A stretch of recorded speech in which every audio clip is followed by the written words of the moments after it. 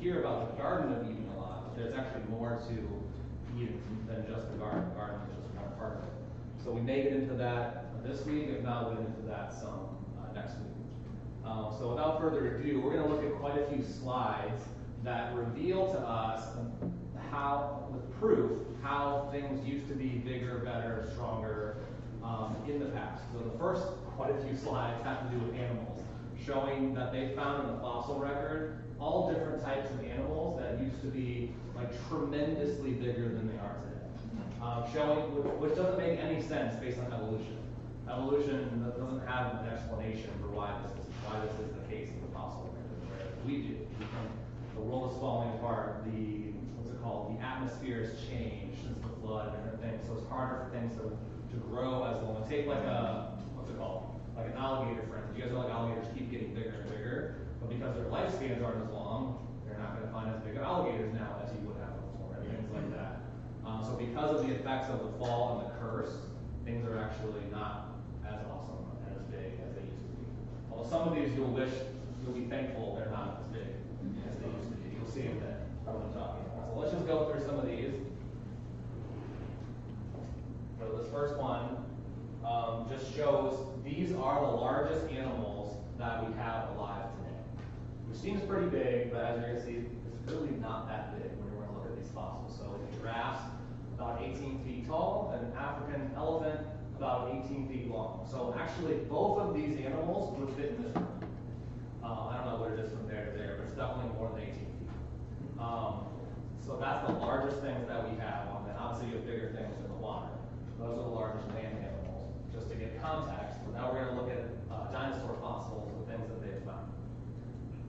Starting with the smallest, and we're going to get even bigger. So we have dinosaurs like this one. We all know Stegosaurus. So he was 35 feet long, so already twice as big as an elephant, 15,000 pounds. We'll go through these kind of quick. We know this guy too. So now we're up to 45 feet long. That might be longer than the room. I'm not sure. This guy's definitely longer than the room. 70 feet long, 35 feet tall. So these, just to give context, these are single vertebrae from these dinosaurs. So one piece of his super long back and everything. It's like bigger than this kid. So one vertebrae, this one looks like it might be 5 feet tall. This Argentinosaurus, and he's 70 feet, 120 feet long, 220,000 pounds. And then I put this in just to give context. Some people, so we think Job, when he's talking about things like Behemoth, we think he's talking about dinosaurs, and he talks about also the Leviathan, a couple different things. So some people, but if you're a Christian who wants to believe that evolution is the story and mix it with your faith, you can't believe that Job was walking around with dinosaurs. So they try to take verses. There's a verse that talks about the behemoth having a tail the size of a cedar tree. And they say, oh, that's talking about an elephant. You see this dude's tail? That does not look like a cedar tree. Whereas a sauropod, like a big dinosaur like that, something like that, is much more like a cedar tree. So we think, just from the clear reading of Scripture, that what Job was talking about is dinosaurs. So we believe Adam and Eve walked around with dinosaurs. Even after that, you guys might think I'm crazy. I think dinosaurs were on the earth even up to like a few hundred years ago. I think we've already went over this. We found dinosaur blood like 20 years ago in Montana. Like actual blood. Like that could not be millions of years old. Go ahead. There's more context. So the other reason for that is because you have accounts of Marco Polo, you have accounts of the Roman Empire talking about fighting these massive beasts, and Marco Polo discovering these massive beasts, and they're like the Roman army like hunted and killed these creatures, and when they explain them in the historical documents, they sound exactly like dinosaurs. Like when Marco Polo found it, he couldn't tell you what it was, but the way he explained it made it sound like it was a dinosaur. And then, do we have the pictures of the temple in Cambodia? I don't know. There's a temple in Cambodia that has these insignias that have animals, and one of the animals is clearly like a stegosaurus. Like cave drawings that are clearly They're not cave drawings. or impressions. They're impressions in the side, like in the doorways of the temple, and one of them is like clearly a stegosaurus. evolutionists would like you to believe that humans like never saw dinosaurs. That dinosaurs had already died out before humanity. They never walked side by side. So how would these cave drawings from like an ancient tribe have a perfect thing? Like they didn't have little dinosaur toys. You know what I mean? Like they actually saw the dinosaurs. So anyways, the reason why we're gonna go over other animals too is just the hope is if you didn't realize how much stuff there was in the fossil record to show that things were bigger and better, this hopefully gives you an overwhelming amount of evidence to see. So I didn't know this before I saw this. So we'll start with some other animals now to show you. So you guys know how big ants are now, right? So this ant, they found ants that are 2.5 inches long and 6 inches in wingspan. So that means the ant's like, I don't know, yay long. Wingspan is about this wide. Like I've never seen an ant that big. Not even close. The big ones to me are like just a little chunkier than the little ones, you know? So, but as you see, these aren't like with dinosaur bones. Some of that is like guessing what the body would look like because all they have is bones. But these, they actually have like imprints, like in the rock, so you know the exact shape of the body and everything. And then we have this friend. Aren't you glad he's not around anymore? 20-inch long cockroach. They have found. So they actually have like imprints of it. So that's, I don't know, yay big. Funny story, the other night, I was walking back to bed using the bathroom at like 3:30 in the morning, and I felt something on my foot, but it's dark. And I was like, oh, I think that's, wait, hold on, I was like, there's more. I thought it was a bug, I wasn't sure, and I'm like, just to be sure, I'm just gonna flick around and get back in bed, not worry about it. Apparently the next morning, the enemy stepped on it completely with her bare foot. So I was mad husband. I should have figured I should use my phone and found it and tried to get rid of it. I wasn't sure when I stepped on it until she told me the next day that she thought I found it. I also wasn't sure what I stepped on until I went back. But he was probably only like an inch long, right? Inch and a half, 2 inches. Imagine a 20-incher. That would be most unpleasant time if you're 30 to 20. Let's keep going. So they have found stuff for millipedes that are 6 to 10 feet long. You'd like ride that thing around. Dragonflies. So dragonflies are, I don't know, what are they now, like yay big, something like that. This is 2.5 feet. Is how long its wingspan is. And they have that clearly imprinted in the rock there. And you don't see this in textbooks. Like you don't see this in your evolutionary worldview textbooks. They just brush this stuff under the rug. Even also like Marco Polo and whatnot, they don't bring that up. Or if they did, if it did get discussed, they would say it was just like a lizard or something. They would try to like brush it away as if it wasn't really a dinosaur. This is my favorite one. So first of all, you see how big these oysters are. Where does it say? Oh, there. 650 pounds, 12 foot wide. But look where they found it. 13,000 feet above sea level. Gee, what could make a giant oyster go 13,000 feet above sea level? Perhaps a global flood would account for this. I don't know how else you could make sense of this. So there's things like this that like the science really supports what the Bible says. Yes, we can't answer everything, but they're finding these huge things that are only in the ocean, up on top of mountains. Like totally insane. Next one.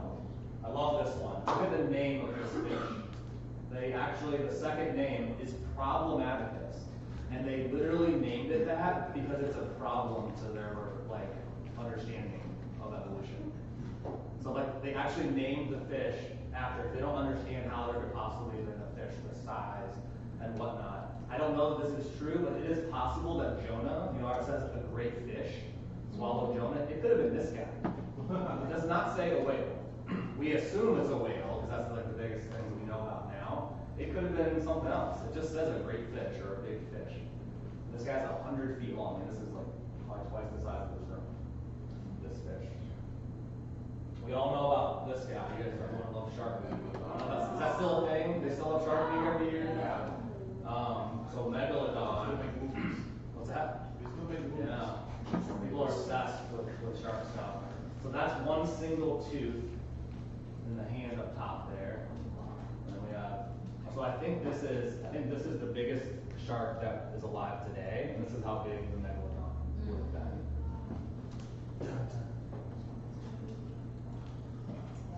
I don't know if I got we took a picture like this in, what's it called, Mo Marine. I don't think I have it in the slideshow. I was like, let's be nerds like those guys. Just to show you how big the jaw and the mouth, the megalodon would have been. Keep going. We got salamander. That would have been 300 pounds, 6 to 10 feet long. Now that's a large lizard. Here's some funny ones here. Look what they named him. Beelzebufo, which means the devil toad. He is 16 inches long and 10 pounds. I don't know. Yay big. Oh yeah, Danny got we were at some place. Danny got to hold like one of the largest. One, it might have been this guy. It was one of the largest frogs alive at some we're at the Everglades, I think. Yeah. Some like animal show. She got to hold it and pretend like she was kissing I it. wasn't holding it. I Or was he going to held touch it. it, but we did a fake like frog prince with my hands. So that's the biggest frog alive today. It's the smaller one. And that's how big devil toad was. And then we actually have the snake. So the Titanoboa. So much longer. I don't know how long an anaconda is, but much longer. As long as a bus, 45 feet long, 2,500 pounds. And again, so I guess this right here is the largest snake around now. It is vertebrate, like one piece, and this is the Titanoboa, how much bigger it is. So again, these things are not, like evolutionists couldn't really debate this. What they end up saying when they find all these things, they just call weird things like this in the fossil record, they call everything an anomaly. But like, just an anomaly. There's like thousands, millions of anomalies that they find. They're like, because not everything. I'm sure they can't find big things of like every last creature, but there's quite a few that they found. They just kind of ignore it and hope that people don't do their research and find this stuff. Here's a crocodile, super croc. So 40 feet long. We got some big ones in Florida, but I don't know if I've seen one that long. Also, another fun story. The other day, so I do a lot of deliveries now for work. I actually had to stop. I was leaving, I think it was a Legacy, you know, the Legacy Bougie neighborhoods off University. I was coming back out to the gate, and I literally had to stop because a gator was crossing the road. Never in my life have I had to stop. But anyone else ever had to do that in Florida? Is that a thing? Yes. Like, oh, I gotta wait. Oh, this gator's crossing. I'll just wait for you, sir. I almost hit it. That was new. I'm a northern person. I wasn't used to that. Here's another. So this is a picture of the actual bones they have. This is obviously computer rendering, but what it could be like. You could ride this sucker around. But to see, this isn't just. They're not making a computer rendering off like one or two bones. Like they have all of that. Sea turtle. Gorgeous. He's about, what, 14 by 16. So he's very, very large. He would fit in this room, but that'd be a big turtle. Another showing how he's about twice as big as that dude, tall was, lengthwise. This is a famous one. Look what they named this one. The Demon Duck of Doom. They found for an 8-foot tall, 550-pound duck. That would be stinking scary. We got scared when we first moved here from up north. Like, we don't have big birds up north, right? I remember these, like, whatever the white ones are, like, that are super tall all over Florida. I remember one, like, was guarding our pool door, like, to get to our pool area. I was like, I'm not going in there. This guy doesn't move. Like, I'm not just going to be like, he was up to here. I was like, imagine this guy. Much larger. We have this guy. So I don't know if this is, correct me, Danny, this isn't actually a dinosaur, right? It's a bird. It's actually a bird. They classify it as a bird. But it's got a 45-foot wingspan. So obviously it looks like a pterodactyl-ish, but it's actually apparently in the bird family. So this would be about, the wingspan is probably about the width of this one. 12 feet long, 10 feet tall. Can you say those words? What's that? Can you say the words? The Latin? I'm trying to think of how. Probably not correctly. Well, That's got my home state in it, Ohio. Ohioensis. So very, very large beaver. Bigger than a human. Pretty crazy.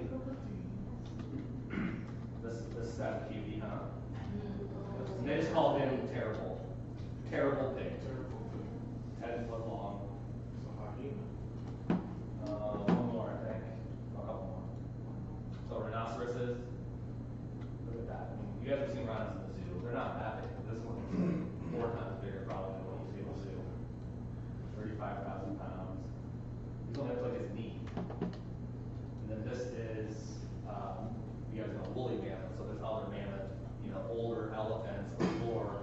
Like, we don't know exactly when all these big things died off. Many could have died off, I mean, it says it's all species into the flood, but many could have died off pretty shortly after the flood. We think what happened is many things changed. What's it called? Like, how many words? With like the atmosphere and things like that after the flood. Like a lot of things changed. It never rained before. Fountains of the deep changed things. So basically living conditions were different, and also people killed animals too. So a combination of different things like that, whether they hunted them all out, why all of them went extinct. I mean, similar things still exist today, right? They just don't grow as big or live as long. So anyways, these are other mammoths. All right, so that's it for animals. So just to show you, if you weren't familiar with that, I certainly did not know this before I went to this class like 10 years ago, or 15 years ago. There is an abundance of proof that things used to be bigger, that things used to be stronger, lived longer, all these different things. So things are not getting better. Things are getting worse. And then this, we've talked about this a little bit. These are just to show you a chart. I might have already shown this before. This is an age chart of how long people used to live. So you see all the ages of like Adam, Seth, on all this stuff, and then how it starts to getting like smaller and smaller. I guess even at Shem, you see a dramatic drop off. So Noah lived to be, out of both of them, 950, and then it goes down to Shem's only 600, and 438, 433, and then down to like Abraham, Isaac, and Jacob are all under 200. Joseph's 110, and then now, I mean, it's pretty rare for anyone to live over 100 years. I think last time we see is like, in our nation is like in the upper 70s, right? It's like 79 or something like that. So again, just another proof that like things are getting worse. And this also used to blow my mind. If you look at the chart, Adam, look where his bar ends. It looks to me, yes, Adam actually lived with Lamech, which means that Noah's dad could have interacted with Adam. Like that's how close. Sometimes I think we picture like Adam and Eve did their thing, and then it was like forever, and there was all these other generations of people, and then the flood happened. They actually, it wasn't that far away. These people lived so long, right? There were so many different generations, but Adam only died, it looks like 100 or 200 years before Noah was born.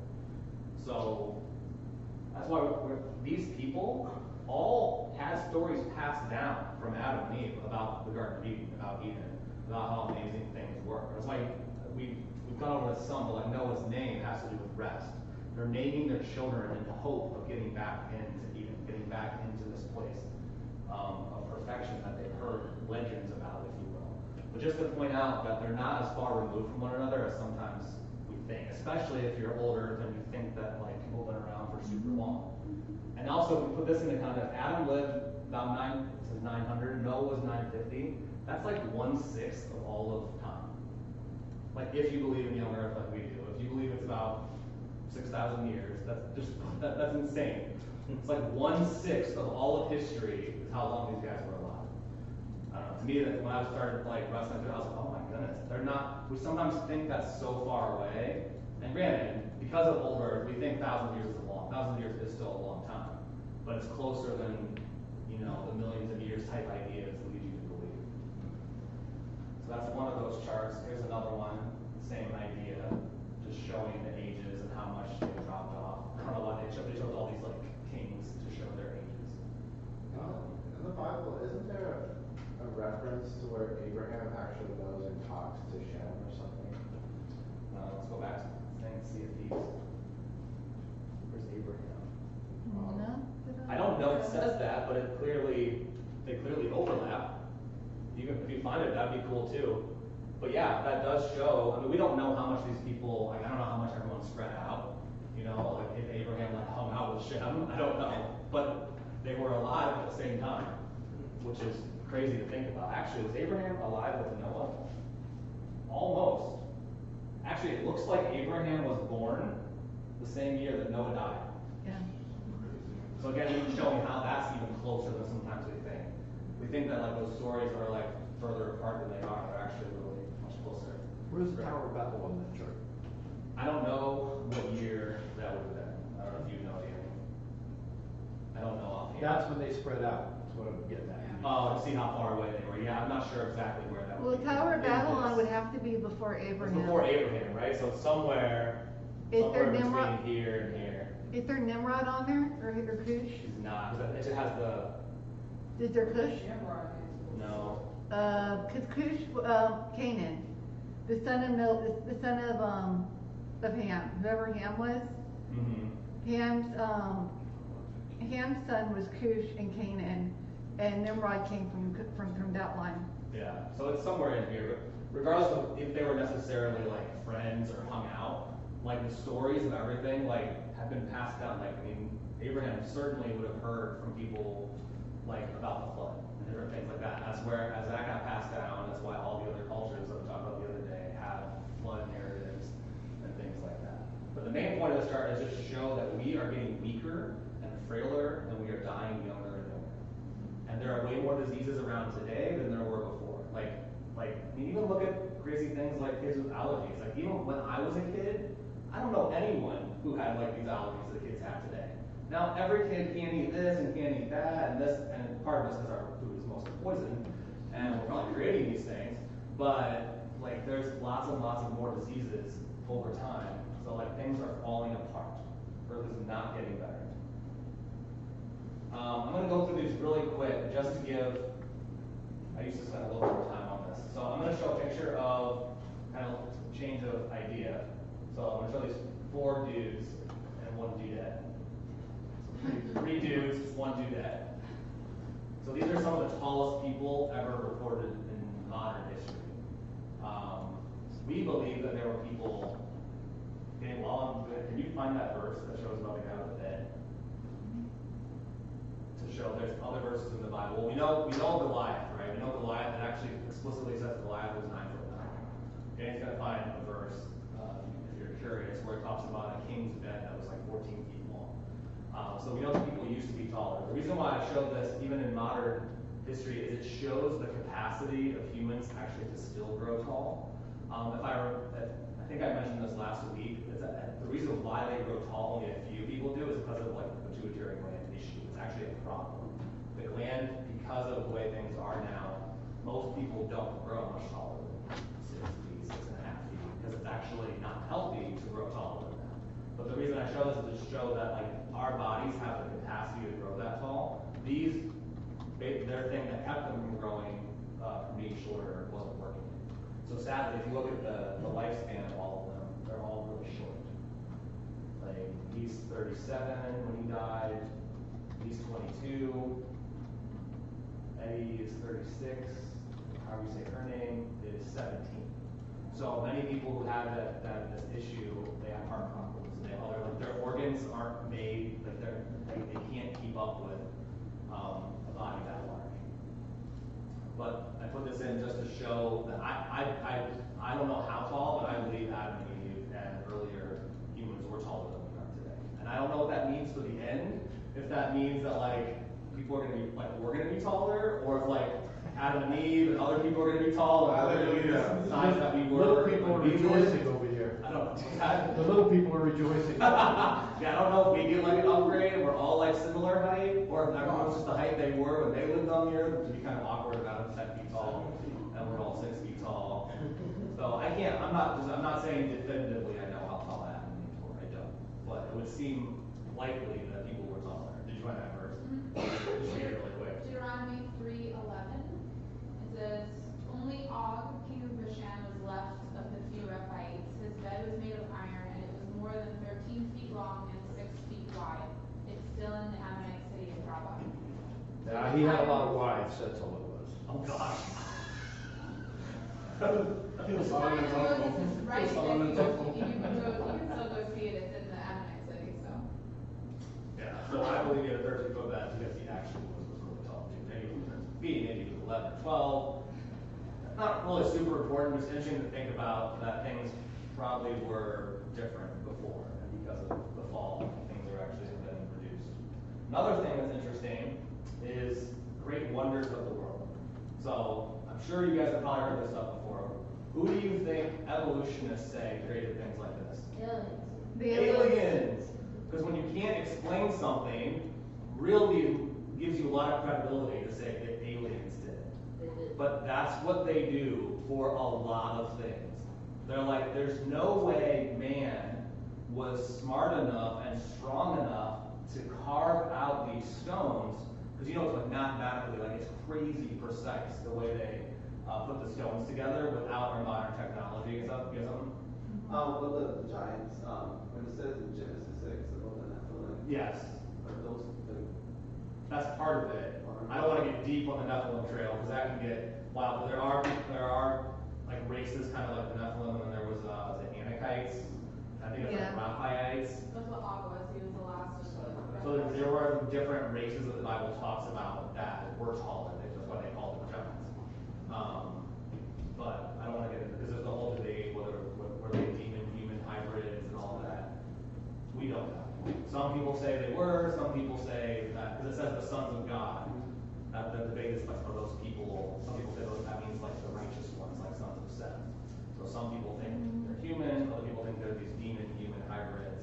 We don't get any other information about it in the Bible, so I don't want to discuss it. Just to give context, I went to a Bible study once where we literally talked about the Nephilim for like 15 weeks straight. And I was like, this is not edifying to my life at all. This does not help me love Jesus. This is a waste of my time, and I stopped going. I get that it's interesting. This is what Peter Gamble did, and other people. Like, it was like crazy. So like, there's a lot of different things like that in the Bible that you could fixate on some really small thing that we actually will never know. Oh, yeah. Don't do that. But we do know there were giants. And it's clear, we don't know if it was only certain ones.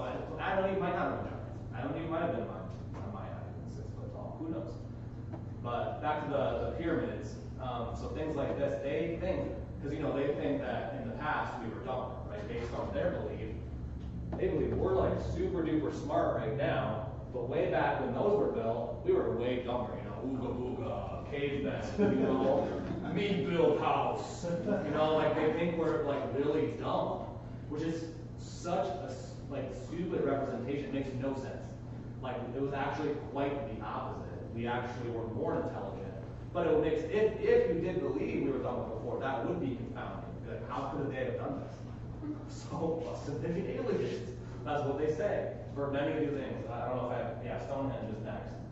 So this one's always the aliens.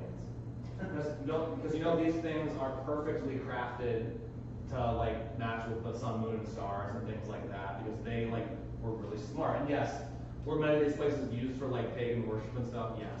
But it shows the intelligence and strength of mankind. Because they'll look at rocks like this and they'll be like, there's no way that humans could have figured out a system. But I actually watched a whole video once about like how they could have done it. I don't know where, if I can find it, I'll send it to you, about how they could have used like a pulley system and stuff and to lift these rocks up. What's that? Put on the dinosaur backs.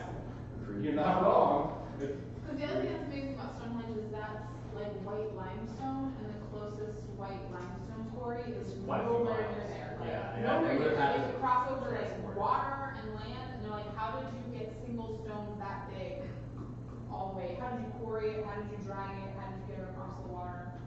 So that's part of the mystery of it too. So I think rather than just saying aliens, I think that humans were smart enough to do this. How they did it, we'll never know the exact system. But there's a couple more too. Like stuff like this. So the way they precisely carve the rocks, this is Machu Picchu, how they carve the rocks so they don't need what's it called, like mortar or different things like that in the middle, because they cut them so perfectly that they interlock like puzzle pieces and are remarkably strong. Similar with, I believe, the pyramids as well, the way they put those together. So I think they were actually better at math and architecture and things like that, even without, our technology that we have. Like we think because we have Google, we research everything, that we're smarter. Absolutely not. Google makes us dumber. Because nobody keeps stuff.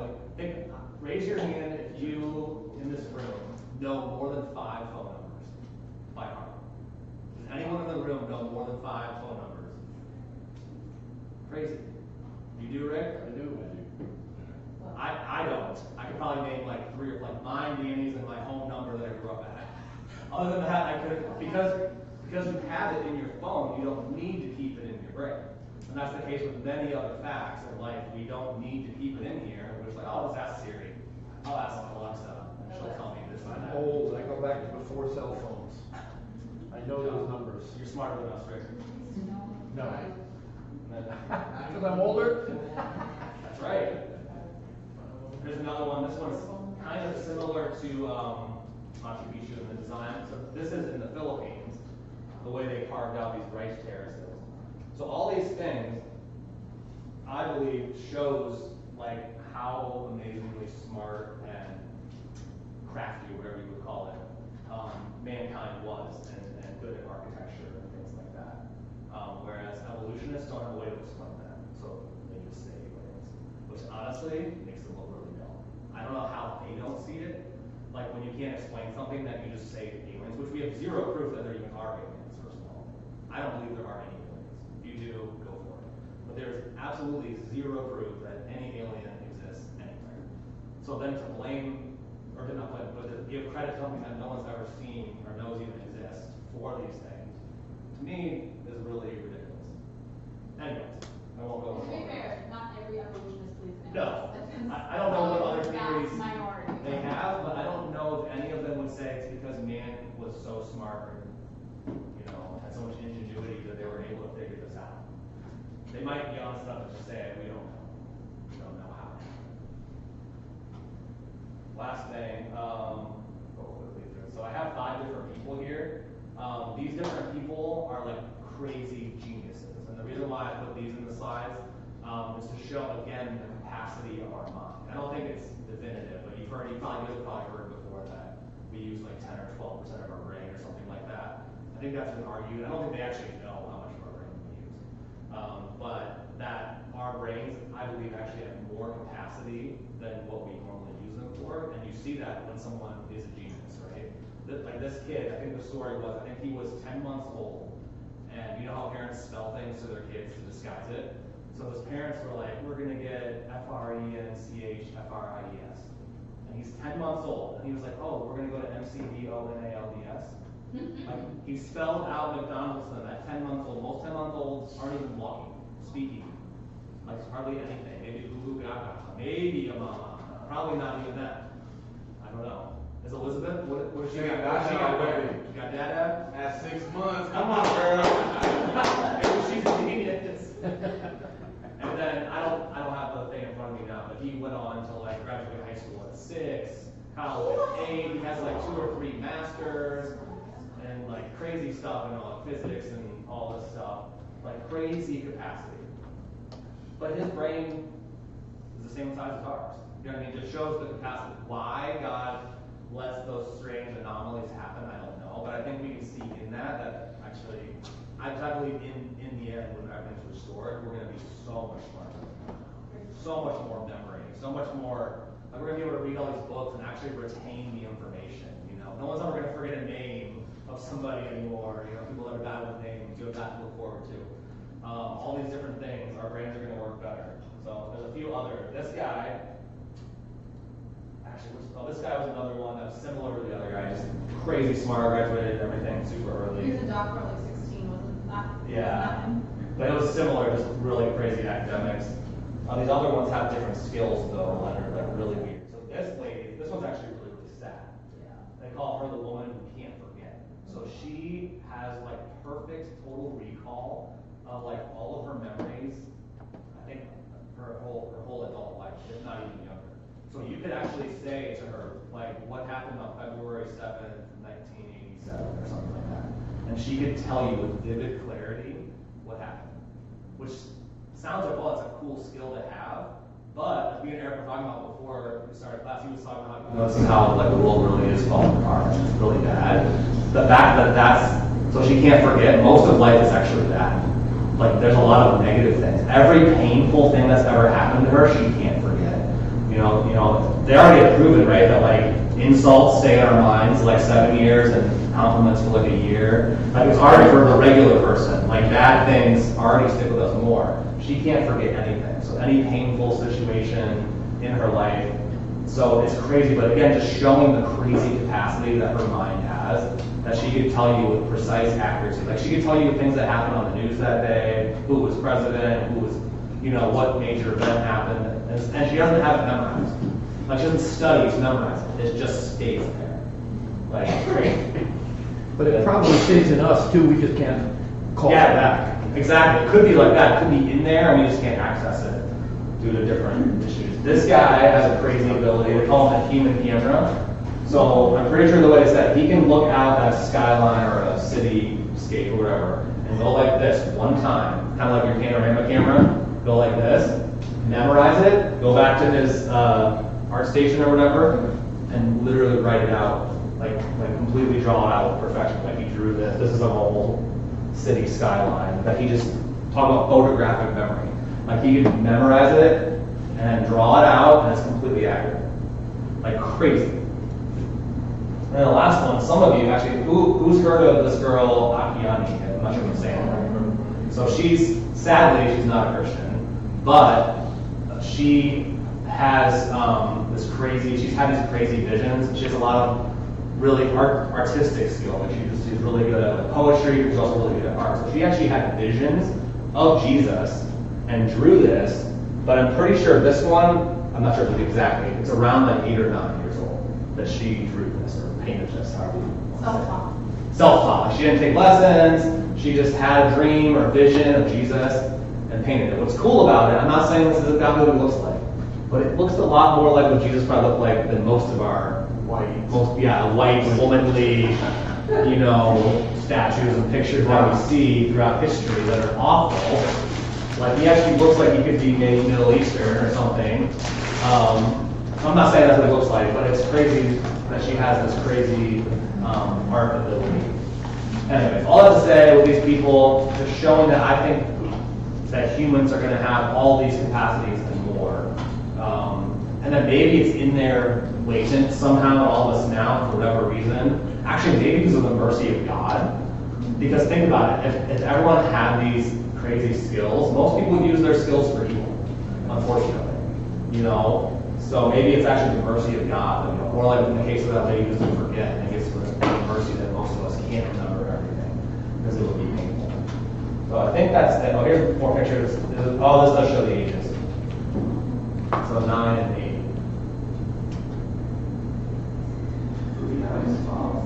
What's that? Yeah, I don't know about the eyes. I don't know about that. Wouldn't he have had dark eyes? We don't know. No, red. I mean, technically. Fire. Fire in his eyes. I think Jews have pretty nice, I don't know. Kind of looks like That's the it guy for that for from now. I don't know if I'm gonna mute the board too much. Let me come back over here. All right, so you can turn to your notes now. Go to. Oh my goodness, Danny, this whole thing just. Oh, never mind. This is something else. The extra notes. No, it's falling apart. That's not good. We'll have to fix it later. Remember, session 5. Session 5. What is random show? Just in case. Give these to you. I'm not sure what happened. Unless you printed this section. I think I just fell off this. Like I think the binding just came undone or something. No, these are extra. Those are extras? Yeah. Oh, okay.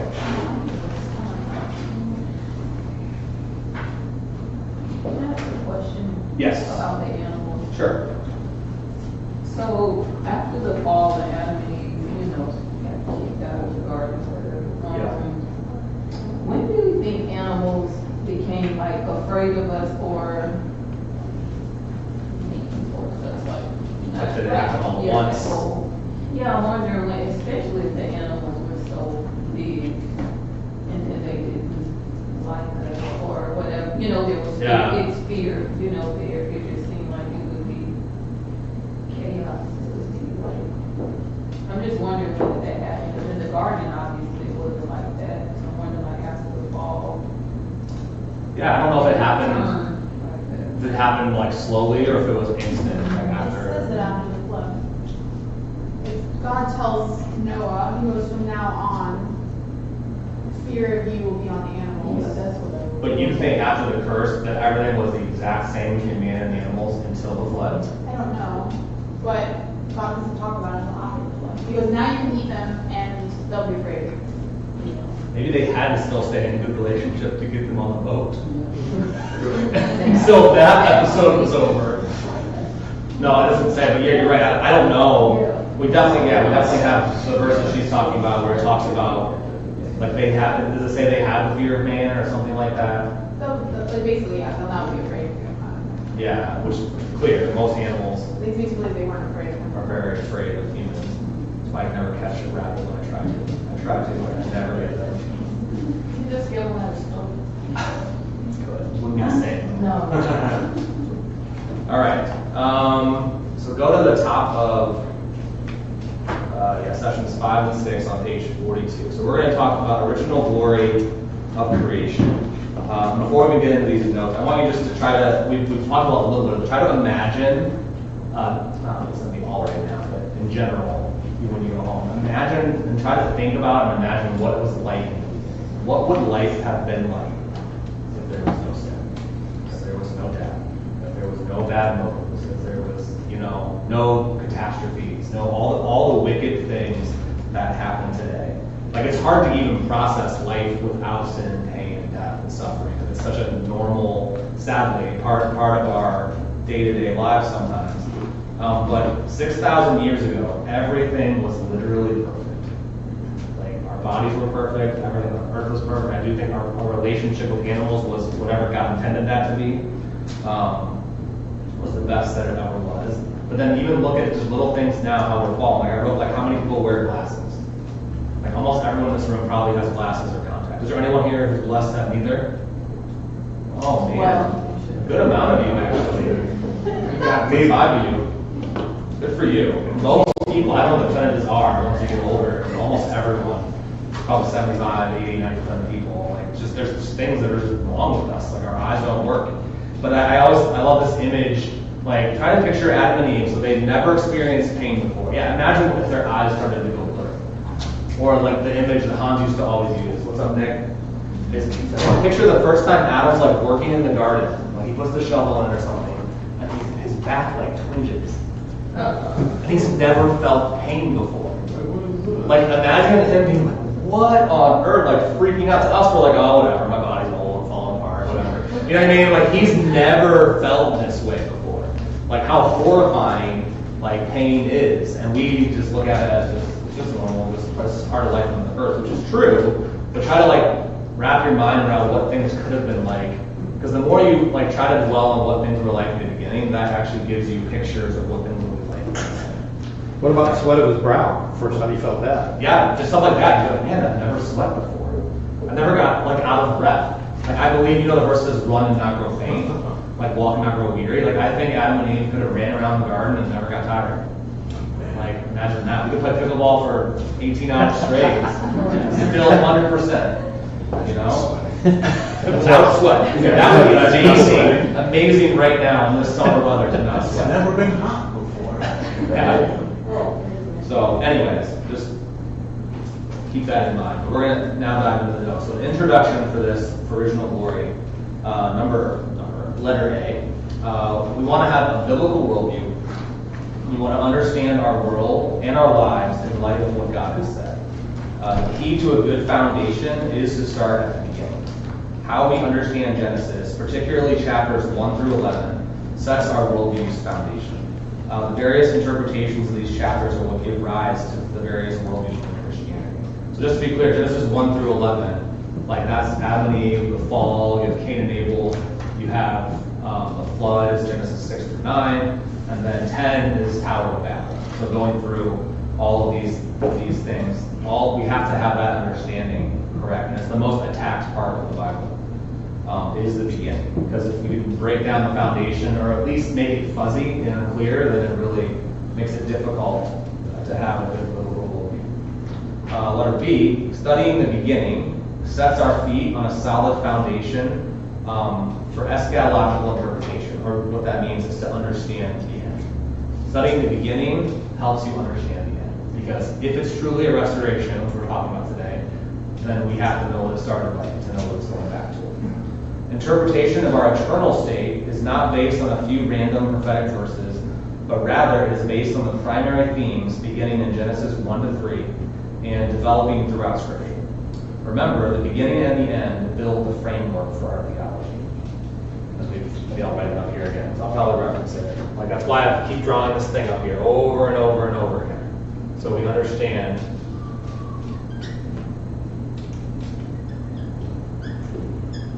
how important these are.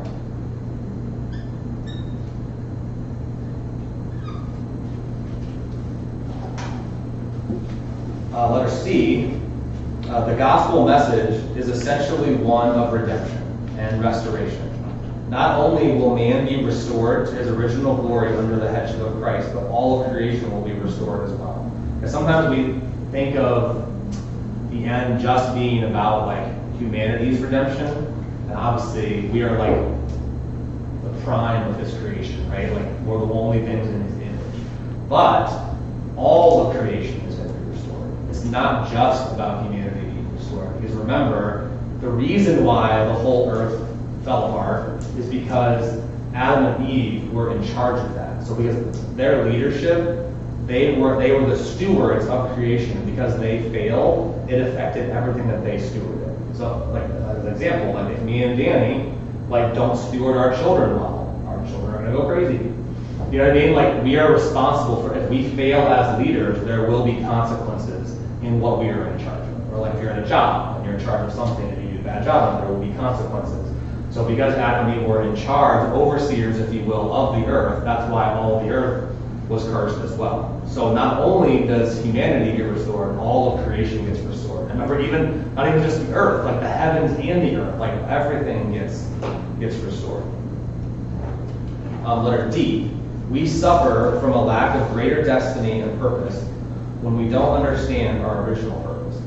A weak worldview due to a lack of biblical literacy will not have hope to give to a hurting and questioning world. And that word purpose is interesting. Everyone really is looking for purpose, right? Like people are looking for the meaning of life, or like, what's my purpose? What's my calling? And the thing I always reference, I don't know, this is really dated now. Who here knows the book Purpose Driven Life by Rick Warren? It was, sorry, only the slightly older people remember this. I don't know what year that was. I don't know, it's probably like the 90s or something, 2000s, maybe 2000s. It was one of the very few books I could never finish. It was in 2005. Okay. But when he, so this is a Christian guy, when he made this book, the point, I'm not going to talk, I don't actually remember all the content that he said. The point is, it sold like 60 million copies. Like, it was one of the highest, and not even just believers. I'm sure unbelievers were buying it too. Because you see it, and you're like, I want to have purpose for my life. This just shows the innate desire of humanity to find purpose. And that is probably a lot of the, like when people, struggle with depression or different anxieties and things, it's like, I have no point to my life. Like, what is my life for? I have nothing to live for. I have no one to live. You get lost. You have to have purpose. And this is why understanding the gospel storyline is so important. It will give you purpose. This is the answer. We really want this. Like, every human needs to have purpose, needs to know why they exist. Why am I even here? What is this? Why did God put his image in me or whatever? And what is this all for? Because of everything that is falling apart right now, it does seem, it can feel very much like, what's it called, Ecclesiastes, where it's like everything's meaningless. And really, in a lot of ways, like in this age, a lot of things like, man, everything's really screwed up right now. And the only thing that really can root and ground you is actually having hope in the age to come, hope in what is coming after. It doesn't mean you just put your head in the sand like an ostrich or whatever, and you're just like, well, I'm just going to do nothing until Jesus comes back. That is not what the Bible calls us to do. But that, like having your eyes pointed at this, actually gives you the joy and the hope and everything that you need to actually be a faithful witness in this age, to be a good husband, to be a good wife, to be a good father and mother, like all the different relationships in your life, keeping your eyes focused and fixed on what's coming actually equips you to live life the best now. So don't hear when I keep pointing, just being like, everything's screwed up, we're just waiting for Jesus to come back. If you hear that, I am not saying like just twiddle your thumbs until he comes back. Like, I think we are called to be faithful witnesses in all those different spheres of our life, at your workplace, in your home, wherever you're at, your church, different places like that. But you will, if your hope is only, like, so say if I live from here to here, if my hope is in what I can build or create or do and accomplish in that little bit of time, if that's what my hope is in, it's really small. And it will lead to a lot of disillusionment. Most of us, this sounds really depressing, most of us aren't going to accomplish that much. If we're written in a grand scheme of things. You know what I mean? Like everyone wants to, I want to build this super impactful ministry and this and that. But if we raise our kids, oh my gosh, if Nathaniel and Lily love Jesus 50 years from now, my goodness, I won. You know what I mean? But in the grand scheme of things,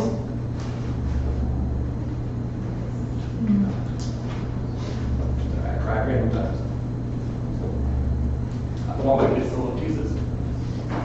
But sometimes we think that's so small. You know, we take these smaller areas, or being like a witness at your workplace. And maybe like one person, like say Burrow works somewhere for 30 years. And at 30 years, he witnesses to a bunch of different people. And one guy gives his life to the Lord. Or nobody. You know what I mean? That doesn't mean his life was wasted. If he was obedient. I've already told the No. the Jim Elliott story. I don't know how I got off on this, but let's do this. Who here knows who Jim Elliott is? A few people. Well, Jim Elliott was a missionary who went helping with the country, South America. Anyone know the exact country? Peru? Ecuador. Ecuador. So he went to like some really intense tribes who had never been reached. They're very violent, murderous tribe. But he felt called by the Lord to go to this tribe and to try to reach them for the gospel. Figure out. So they would do things like dropping packages to try to be like, oh, we're actually your friends, you know, and try to build relationship with them. They didn't know language and things like that. You know, they've done this quite a few times, and eventually they felt like, you know, they had given them gifts and different things over a period of time, and they were like, now we're going to finally try to make contact for the first time. So Jim Elliott and I believe it was Nate Saint, I think it was two of them. Yes. They're walking onto the island or wherever they're at, the jungle area where this tribe is, and they both go up and they finally meet the tribe, and the tribe kills them, like on the spot. He probably shoots them with a bow and arrow or spear or something like that, and they die. So Jim Elliott saw 0 people. Like he gave his whole life to seeing this tribe give their lives to the Lord. And he died as a witness of the gospel in that jungle. And in the eyes of men, sometimes we could look at that and say, oh, he wasn't successful. His whole life failed. You know what I mean? And praise God, there is a good end to that story. Later, through his wife and others who went back to that area, like the whole tribe actually ended up getting saved. But I believe one of the main reasons why they were saved is actually because Jim Elliott and Nate Saint were actually literally showing them the cross. They walked into the jungle and laid down their lives out of love for these ones to see them give their lives. But the point of the story is what if everyone in that tribe never got saved? Was Jim Elliott successful? Was Nate Saint successful? I say yes. Because it's not about impact, it's not about numbers, it's not about result. It's about obedience and faithfulness to what the Lord's asked you to do.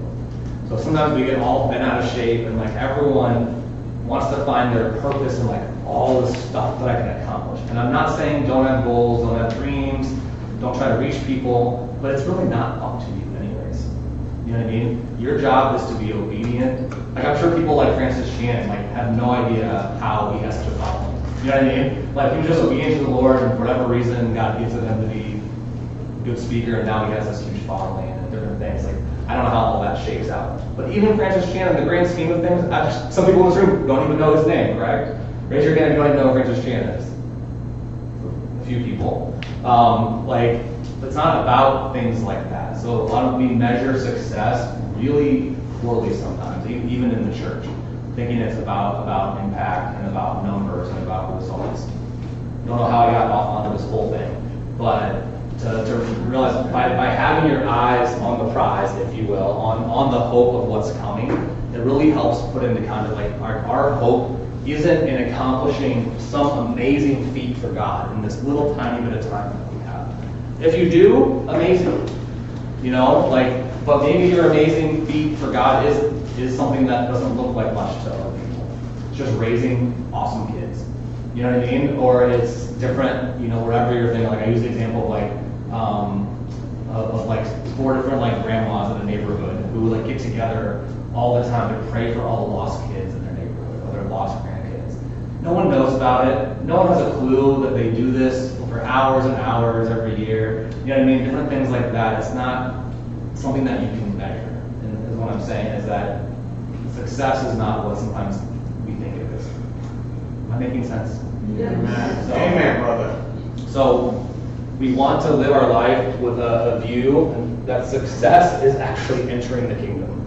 That success is on that day that I will be restored. And the goal of this life is to, as much as possible, with the way that you live and how you speak, to bear witness of everything that's coming. That really is like, if you're looking for purpose in your life, what do I do for the next 50 years? What do I do is be a faithful witness. You're not called to save anyone. God's the one who saves. But what we are called to be is a witness. Is to open your mouth. I love the phrase, be a herald of the kingdom. Like we are ones that proclaim there's a king coming. You know, there's this amazing hope, this amazing gospel that you can have as well. But it's up to them. Like I was just talking to Rick before, we were talking about apologetics.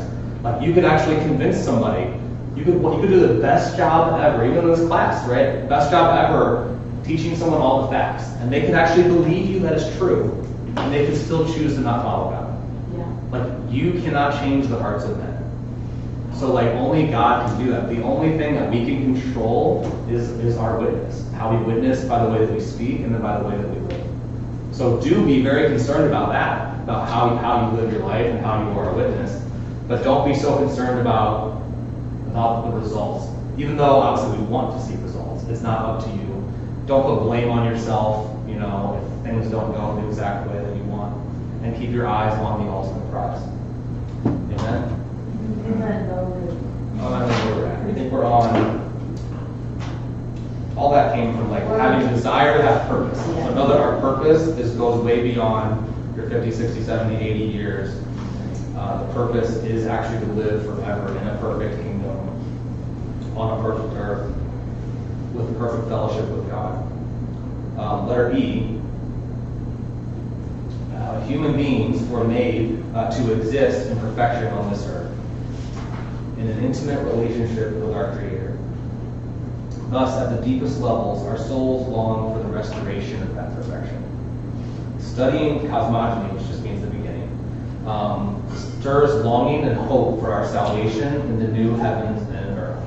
This is the base cry of humanity. Lord, restore our perfection and the righteousness of mankind. Like I heard someone say it this way, like we want the earth to be perfect, but we want to be good again. I forget, it might have been in that All Things New book. This idea like we personally, like I, Keith Phillips, want to be good again. Like I don't want to have all these junky motives that are in my heart. You know what I mean? I don't want to feel weird towards somebody or get like when Danny says something, I feel some type of way. Even though I know she didn't mean anything by it, I'm still offended because I have so much brokenness in my own heart. You know, just like different little things like that. Like I want to be good again. I want people to be good again. Like just look at the news, all the different wars, all the different craziness. Like people are not good. We want people to be good again. But look at it more from your own perspective, your own heart, that we want to be good again. This is what we long for. So this teaching that we're doing now and the Eden one, like getting this picture of what things were like, is what impacted me probably the most out of this whole internships and really gave me that handle, like I mentioned, something to grab onto. Like, this is actually tangible. I can picture what life's gonna be like when Jesus comes back. I have a real hope. It's a real physical hope. I'm gonna have a real resurrected body. I'm gonna be on the earth doing awesome stuff with Jesus, whether it's riding a dinosaur or a great white shark, we don't know. Having awesome worship sets, like Josh Ewing's gonna play, he's gonna be like 20 times better than he is now. You know what I mean? It's gonna be like all these amazing things happening. Like, I would encourage you to have holy imagination about, yes, what it was like in the beginning, but also what it's gonna be like in the end. And just kind of dream about it, not make doctrine. We don't know every last thing that we're gonna do. But we know it's gonna be a very physical, tangible experience. So, number 2, the gospel of the coming kingdom brings us full circle. Letter A, when the Lord created the heavens and the earth, he did it perfectly the first time. Mankind's rebellion and Satan's wickedness have corrupted, twisted, and defiled the entire cosmos. But God is not just going to scrap his entire creation as a loss and start again. That would mean that Satan won in destroying what God had made. Rather, God is going to bring beauty from the ashes and show that his power is far superior to any other. He is going to restore his perfect plan A and have his way for all eternity. And that's important to realize, like his plan A, what he said in Genesis 1, like he meant. He's not like, I'm just gonna, that's how we don't believe that there is this like crumpling up the earth like a ball, throwing it into the garbage can and starting again. We believe it's a renewed heavens and a renewed earth. Like, we don't believe that it's like a different rock that we're gonna be on, if that makes any sense. Like, he called it good. He's gonna have to do a lot of judgments like he did with water. He's gonna do it with fire. There's gonna be a lot of judgments before that, but I believe that he is going to restore everything back to plan A, to what he originally intended in Genesis 1. So go to page 2 there, page 43. So this chart here is going to show what things were like in the beginning, how things are now. So the first column is what things were like before the fall, original glory. The second column is what things are like now, distorted glory. And the last one, restored glory, is what things are going to be like after the Lord returns. So again, see that the end is a restoration of the beginning. So cosmology, we're going to go down each, I'll define what these things mean. But cosmology means like the way things were in the beginning. There was a perfect environment in Genesis 1 and 2. Right now we see in Romans a groaning creation. Like in this place you might see glimmers of glory, of course, but it's groaning and things are not right now. And then restored glory is the new heavens and a new earth, going back to the way that it was. Anthropology, all that means is the study of man. So mankind in the beginning had a perfect body. Right now, Paul calls what we have now the body of death. Like every single person in this room, unless you live until Jesus comes back, is going to die. You know, if you happen to be lucky enough to live until Jesus comes back, you might get a resurrected body like on the spot. But if not, every person is going to die because of the curse. And then restored glory, we get a resurrected body. Soteriology is the study of salvation. So in the beginning, there was existence without death. So in a sense, there was no need for salvation. There just wasn't any death. Right now, we have, death is the main problem. Death is the main thing that we need to be saved from. Yeah, Gabriel? Would be the natural disaster, like the earth groaning, like earthquakes, hurricanes, the type of the groaning. I'm sorry, I missed the beginning. Are you asking if those are part of the groaning? Yeah. Yes, I absolutely think so, yes. And those, as we see, is increasing as well. Like every year, there seems to be more earthquakes, more hurricanes. Maybe not consistently, but like if you look over history, things seem to be exponentially increasing. Like the whole earth is actually like groaning, falling apart. That's why it uses that image of like birth pangs. Like as the mother might feel contractions like once in a while. And as it gets closer and closer to the birth, it's more and more intense. And I think that is what we're going to see in a lot of different ways. Not just in that, but you can just look at all the different wars and upheavals, and you can just look at our own nation. Like we're on the brink of civil war. Like who knows if that'll happen or not. But like getting more and more divided, you see different things like that. But yes, I definitely think that natural disasters are part of that. So soteriology, for restored glory, death is now swallowed up. This main problem with existence that we need to be saved from is dealt with and it's gone. Government in the beginning, it was a worldwide theocracy. God was the one ruling the earth. Although, still with partnership with man, which is what gets interesting. So right now, distorted glory, it's an anthropocracy. I'm not sure if I'm saying that right. Basically, just means man is running the world right now, and that is the problem of the world right now. Because man, like we just talked about, is not good. We are not good. We have depraved nature. So even that's why it's crazy. Of course, it'd be nice, right, if Christians got elected to all these positions and all this stuff. But those people are still fallen people. Which So it's still screwed up. yeah, maybe it'd be screwed up differently, but like we're not perfect and we don't have all the answers and we still have issues in our hearts and things like that. But because man is ruling the earth and man is wicked, like we are in a serious problem right now. But in the end, we go back to where like Jesus will rule. So it's interesting. So it is like, so basically what Adam was doing in the beginning, Jesus is going to do in the end. Like Jesus is going to have stewardship over the earth. He's a man, but he's also God. So God is running the earth, but it is also a man. It'll be a perfect government when Jesus is ruling from Jerusalem. Relationship, we used to have perfect dwelling of God with man on the earth. Fellowship is broken now, and it will be completely restored and reconciled at the end. Like it actually says God walked in the cool of the day with Adam and Eve. Like, how that's going to look in the New Jerusalem, I don't know, but we are going to hang out with God. I don't know how that works. Obviously, we're going to hang out with Jesus. How that works with interactions with the Holy Spirit and the Father, I don't entirely know, but it's exciting to think about what the fellowship that we have now, though it is beautiful what we can have now, is still only a fraction of what we're going to be able to have in that day. Go to letter B. In Genesis 1, God called his creation good 5 times, and very good at the end. The word good has a variety of meanings, including physically good as in fertile, pure good as in upright or moral, beautiful, pleasant, prosperous, distinguished, great, and excelling. So a lot more than just like this cheeseburger is good, this iPhone is good. We use good to be like really, like very watered down. That word good actually means a lot more than we think it does in Genesis 1. So let's read, actually, can one of you volunteer to read that passage?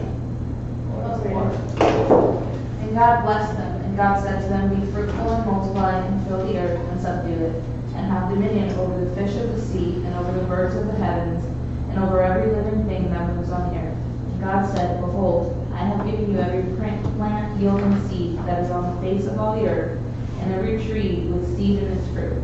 You shall have them for food. And to every beast of the earth, and to every bird of the heavens, and to everything that creeps on the earth, everything that has the breath of life, I have given every green plant for food. And it was so. And God saw that everything he had made, and behold, it was very good.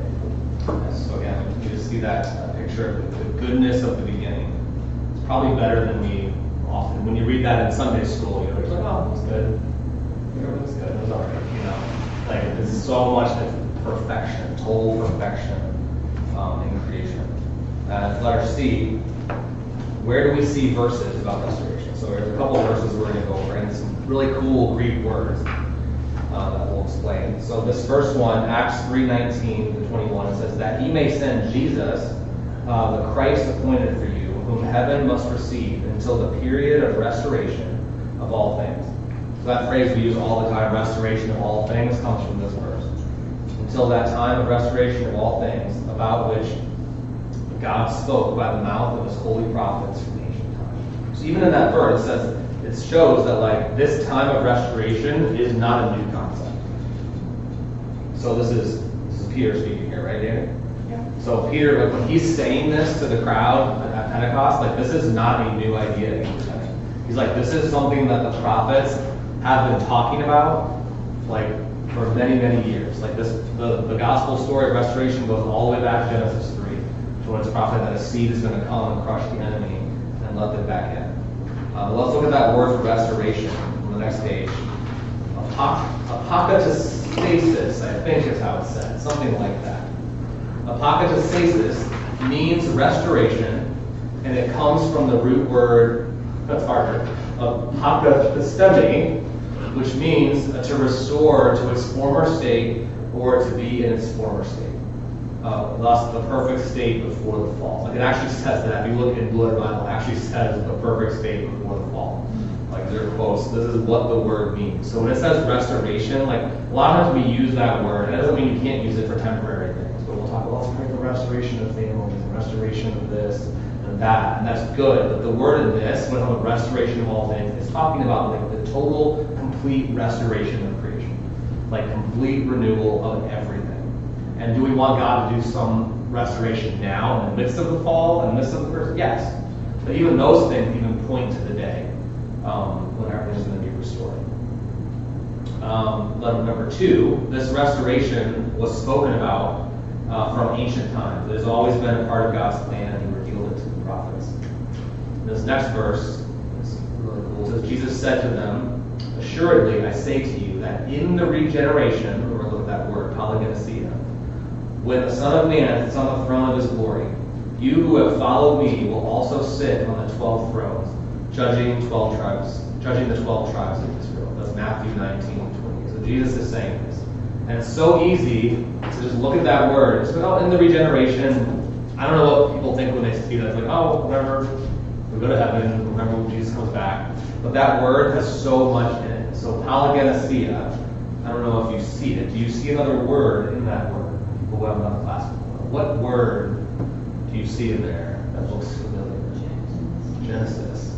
So this word, polygenesia, actually the first half, polyn, means anew or again. And then we see Genesis, which means like the origin and the beginning of things. So what this word is saying, in the regeneration, He's actually saying, when I do Genesis again.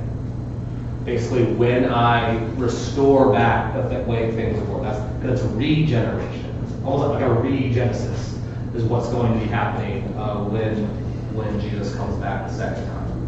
So we easily miss that. We just say, oh, in the regeneration, we don't necessarily know what it means, but if you look in some of these Greek words, it gives you so much more understanding.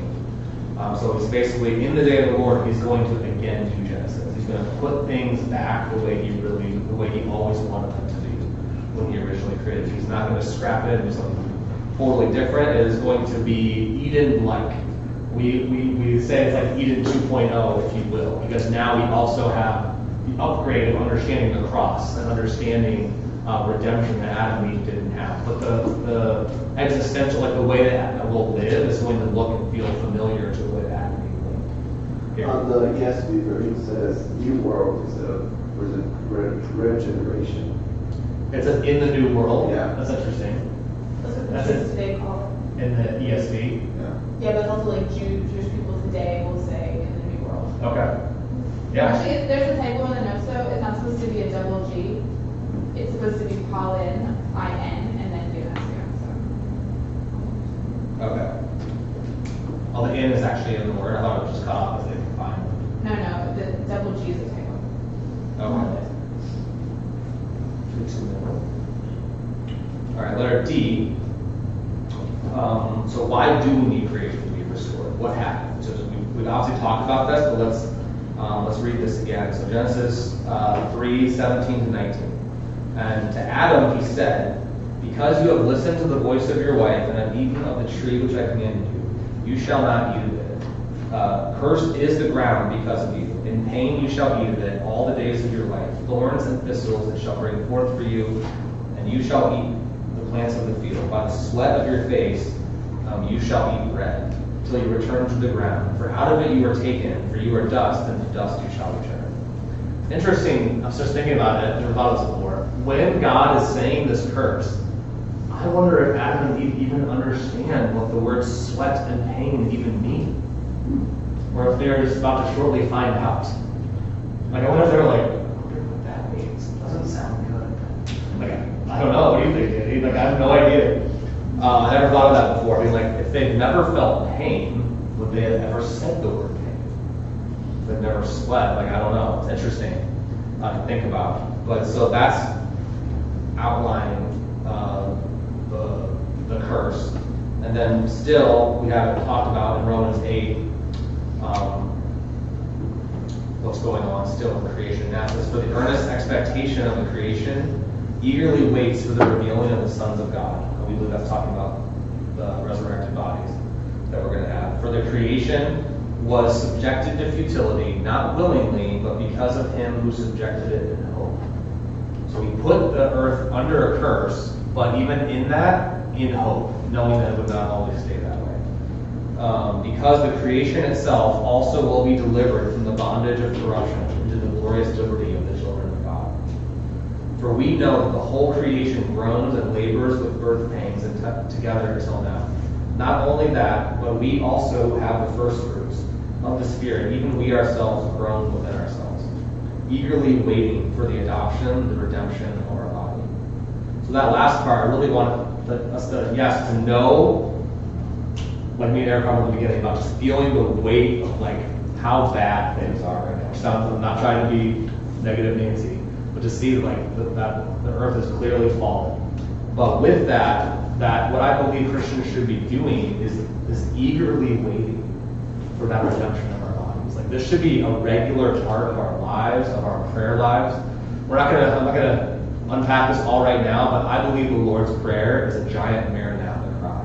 Like when he said, "Our Father in heaven, hallowed be thy name," and then it goes on, like your kingdom come, your will be done. I believe that whole first section, he's teaching us to ask for the kingdom to come, to ask basically for the second coming, for him to return, and his will being done ultimately happens on this day. His will is to destroy death, to destroy sin, and to restore the earth. So I think you could make a really strong case for a good chunk of our prayer life should actually be this crying out for the Lord to return. That's why I love these shirts. I love the simplicity of it, just black and white, Maranatha, just come Lord Jesus, making that a key part. And I think that's actually where joy is found, where all the good things, peace and different things, it gives you capacity to love well and to be a faithful witness comes from. It's from that place of eagerly waiting, desiring, not trying to like live your life for some breakthrough that's going to happen in this age. You can go after that stuff too, but all those things should be secondary compared to the cry for the Lord to return. Go to page 45 on the top. So again, talking about Romans 8 verse. Number 1, it says the creation was subjected to futility through death. However, it was subjected in hope. A curse of sickness, death, and decay lies on humanity and all of creation because of our rebellion. The gospel message includes the restoration of God's very good creation and mankind's original purpose. Number 2, all of creation is waiting for its deliverance from the curse of death and futility applied to it in Genesis 3. When our bodies are restored and redeemed, so too will all of creation shed its corruption and come forth in glory. Like everything is going to be made the way that it's supposed to be. Letter E. The New Testament is very clear that through his mercy, Jesus has reconciled us to God. One can only be reconciled to someone with whom they were formerly in a relationship. As applied to our salvation, we understand very clearly that this reconciliation can indeed occur because of the intimacy Adam and Eve shared with God in the beginning. So basically, there used to be this perfect union, fellowship between God and man in the garden, and that is what he's reconciling. Yet it is not only God and man that are to be reconciled, but rather all things in heaven and earth will be reconciled as well. And another couple verses here. So Ephesians 1:10 says that in the dispensation of the fullness of times, he might gather together in one all things in Christ, both which are in heaven and which are on earth in him. So that fancy word there, anaphalu, something like that gather together is this idea that he's going to put everything under his leadership. Like everything, that's what we need. We want Jesus to come and rule and reign from Jerusalem. Like we cannot wait for that day. So it's why it's weird to say, in a manner of speaking, yes, God is, obviously he is the king right now. We have another class where we talk about the difference between the types of kingdoms. But Jesus is not like the earthly, like governmental leader of the earth right now. Every nation has their own leader. God is in control and he can wield those people for his purposes. But we long for the day when Jesus rules from Jerusalem over the entire earth. That his government, was that his government spreads forth from there and covers the earth. So he gathers everything under his leadership. Colossians 1 says similar, please the Father that in him all the fullness should dwell, and by him to reconcile things to himself, whether things on earth, things in heaven, having made peace through the blood of his cross. And you, who were once alienated and enemies in your mind by wicked works, yet now he is reconciled. And again, that word reconcile there means to bring back to a former state of harmony. So we're bringing back to that relationship, that perfect fellowship that we once had. And in letter F, when looking at Eden in the beginning, it is helpful for us to remember that from the very first verse of the Bible, we see that everything in creation, the heavens and the earth, constitutes one single reality without hard lines of separation. Like back to that chart, that whole, that's one reality. So when he restores things, he's restoring all of it. He's not restoring half, he's not restoring parts of it, he's restoring the whole thing. So before, actually, does anyone have any thoughts or questions about original glory, about anything that we've talked about today? I do. It's about a creature because we were talking about animals. Is that okay? Sure. Okay. My question was on Leviathan. Okay. Sea creature. Do you believe in that? Do you think that's In an Job? actual creature that's gonna come back or have? Oh, you're talking about this where it's referenced later? Yeah. I mean, I do believe that when Job talks about Leviathan, that it was an actual, like, water creature, water dinosaur, if you will. I don't know that much about it. There are people who use that word for all kinds of like Leviathan spirits and all that stuff. I actually wouldn't be able to speak to that in terms of what there is to that. But I do believe there were water creatures that don't exist now because of the same reasons, things like that. Anyone else have anything? This may be a stupid question, but Alright. why would God create Adam and Eve to be persuaded by the devil? And you might say for free will, but then why would he, if he wanted free will, why would he have done that in the first place? Yeah, I mean, I think you're asking a question that people have been asking forever. Like, basically, are you asking like why did he create them knowing they were going to give in to the devil, right? Yeah. Totally. People have been asking this for 6,000 years. Right. Because and then they have all kinds of debates about it too, being like, did they have a choice or did God know that they were going to fall? I believe they had choice. You know, whether God knew or not doesn't really that. Like if he did, great. But we had to have free will. So I think, yeah. I'm not sure if I'm really answering the question, but like I don't think we'll fully know, but they had to have free will because God wanted basically voluntary like fellowship. Like love doesn't mean much if it's forced. Right. If you just created a bunch of robots. Right. Like if you married some girl and you knew it was just because someone had a gun to her head.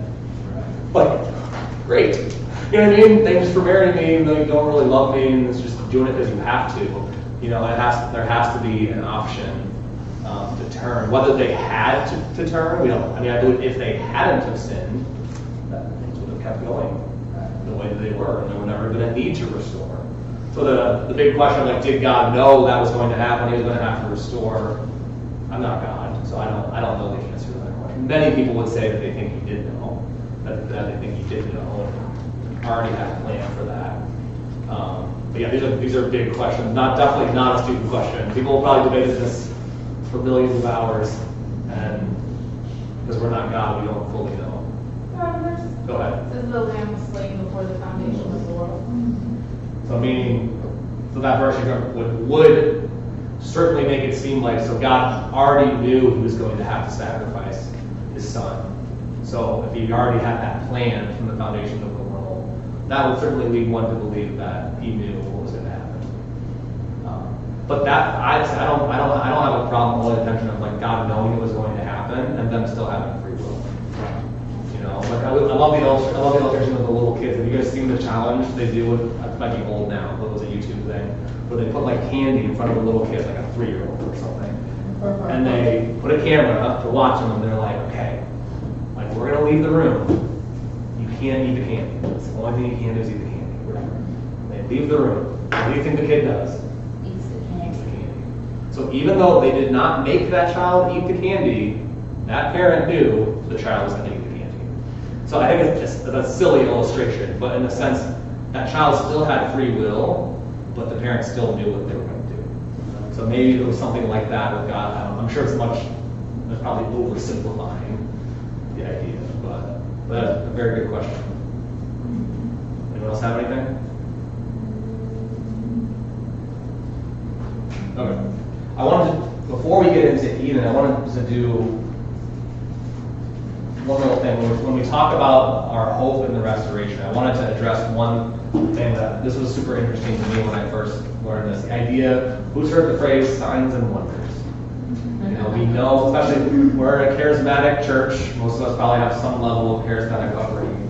Those words get thrown around a lot lately, but we do signs and wonders. And usually we're talking about healings, miracles, different things like that. So this was really interesting when Hans talked about this. So first of all, you should know that I'm very much pro signs and wonders, pro healing, all stuff. But I think sometimes we miss the point of them. So let me use an illustration that I think will make it clear. So imagine that we are heading to Cleveland. So I'm from around Cleveland. I know people don't act very well. So let's say we're going to Cleveland, Ohio.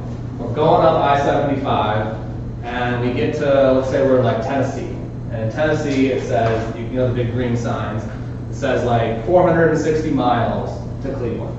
And then when I started in Florida, man, it was like 1,200 miles or something. So like, imagine I see that sign that says 460 miles to Cleveland. And me and Danny get out of the car, we go up to that green sign, and we're like, yes, we're in Cleveland, we made it, this is amazing, like we have arrived. Like that makes no sense, right? In the same way, like signs and wonders that happen, specifically signs, they're called signs because they're actually pointing to this.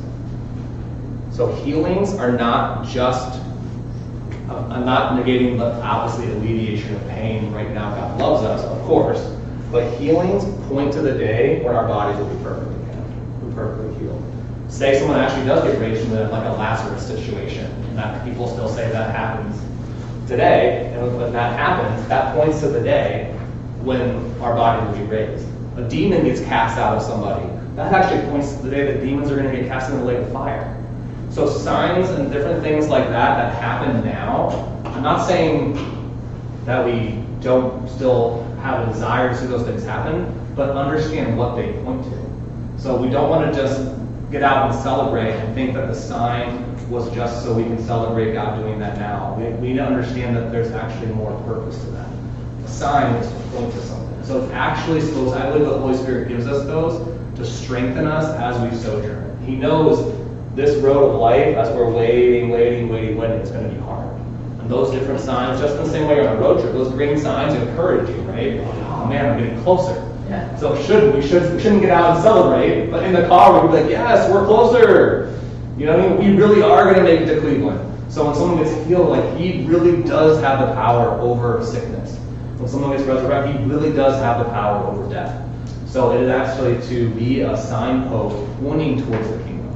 So that really helped me understand stuff like that. There's all kinds of, like trying to understand healing and all of that is very, very complex.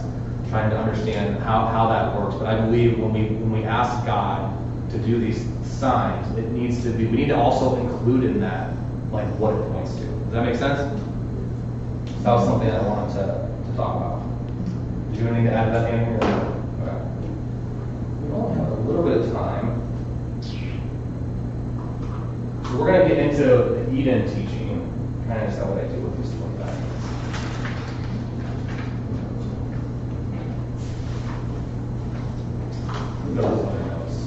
So before we're going to talk about all the different parts of Eden. But before that, I wanted to talk about just something that we used to have in the notes. So it's not in your notes right now. Just the overall idea of, who's heard the phrase Paradise Lost? Or like, yeah, it's a famous book, but this is obviously the reason why that book is so popular.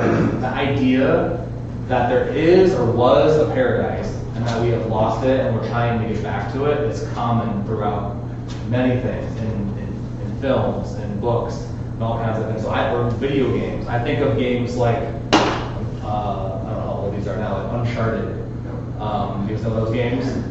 What else is there? Or like movies like Indiana Jones, Tomb Raider, where where you're trying to go and find these like lost relics of like old places, and when guys go to search for like the Fountain of Youth and places like that. All this type of idea, or like the Legends of Atlantis. Where were we just at? Oh, at the SeaWorld, they have a whole ride about that. So there's a legend that there's a city underwater that's made of gold. Just really interesting. It's like, sounds like this could be Eden that they're talking about, that it once was there and then it was flooded. So we have all of these different things throughout culture of this idea of longing for paradise.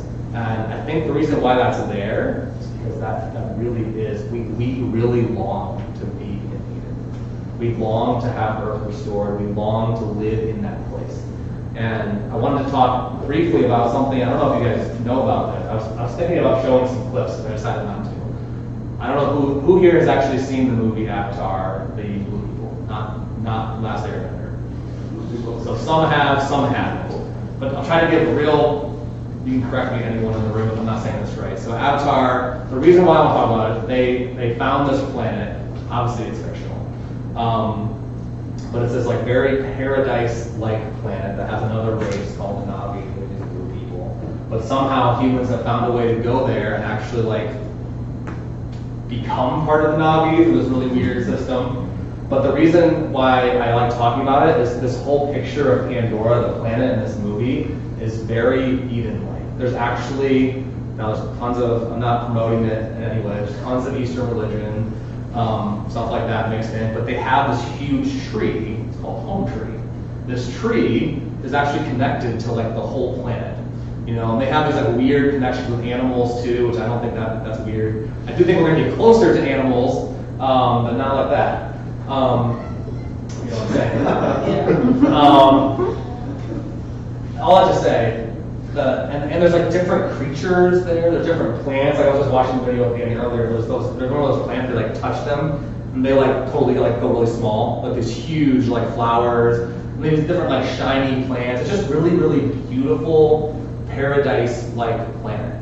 And this movie sold, like I don't know where it is in like the top 10 ranking. This is one of the highest like grossing films, at least top 50, if not higher than that. It's higher than that. Yeah, it's up there. I don't know the second one. I haven't seen It's in the top 5. Yeah, and I believe the reason why is because it actually stirred something within people, a longing to actually live in a place like that, a place that's that beautiful, you know, that perfect. Even though there was stuff going on, it was this paradise place. And I don't know if you guys know that there were actually, I don't know how many people actually did or just talked about it. There's this whole phenomenon called like the Avatar suicides. So people actually went to see this movie, and they went like over and over because it called to something within them, right? But these people don't know the gospel, and they really, really want to live in a place like that. And because they knew they couldn't, they were at least talking about killing themselves. I don't know if anyone actually did. So I have a couple quotes, and it's really sad, but also really interesting to see how much it's written on our hearts. Like every human wants to live in a place like this. Like I hope when we do this class and some of the stuff we talk about, it stirs something in you to be excited for what's coming. Let me read a couple quotes. These are from a couple different, they're probably like teenagers or young adults that gave these quotes after seeing the movie. This person wrote, when I woke up in the morning after watching Avatar for the first time yesterday, the world seemed gray. It was like my whole life, everything I've done and worked for lost its meaning. His name's Ivan Hill. And he said, it seems so meaningless. I still don't really see any reason to keep doing things at all. I live in a dying world. So crazy.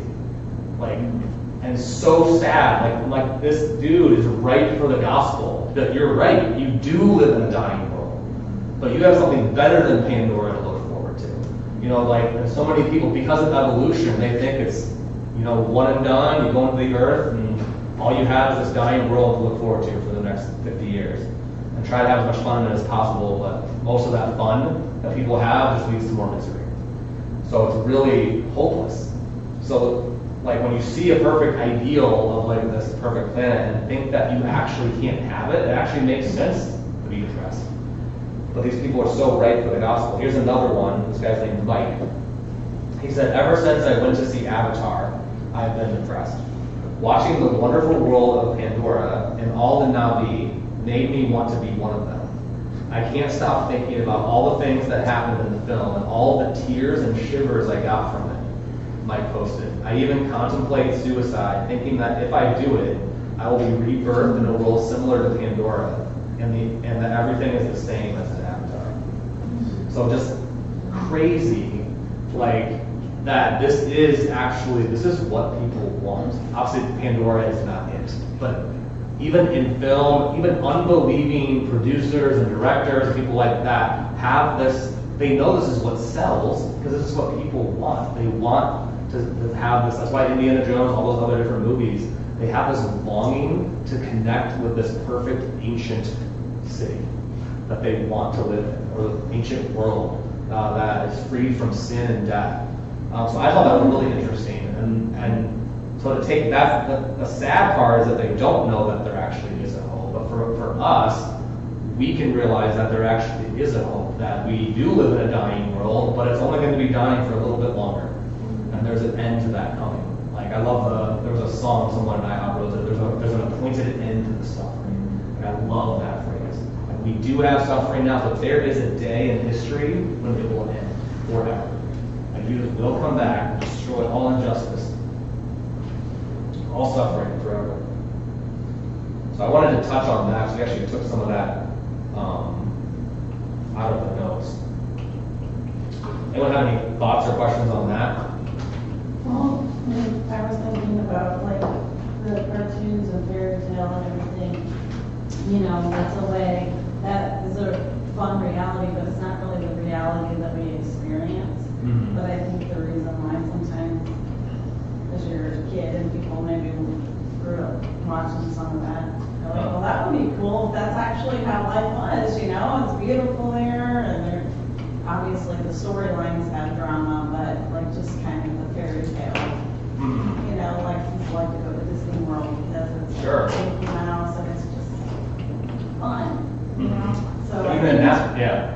Go ahead. I think eternity is gonna be fun in a sense because there's always a counterfeit and techniques. Mm-hmm. And then God, like, who knows, what's really great. Yeah, you can take Disney or other films, so even like things like superhero movies and stuff, like it calls upon something in you for evil to be defeated by good, for things to be restored, and for even like the guy gets the girl and all the different, like, there's a wedding actually in our future when Jesus returns. Like, we actually are made for these amazing types of events. So films and books and things, like, even though they're not, like you said, like there could be shadows of it, or it could be a corrupt version of it, it actually pulls on the longings that are in our hearts already for that day that is coming. Is that right? I could Oh, I like the hand. that we create characters like Superman because we want somebody super who's going to save us, and it's Jesus. Yeah. So we have that longing, so we create these characters all throughout literature, throughout the literature. Yeah. Anyone else have any thoughts, questions? Do you have anything to add, Danny? You can go look up more quotes, I mean, there's whole forums full of them.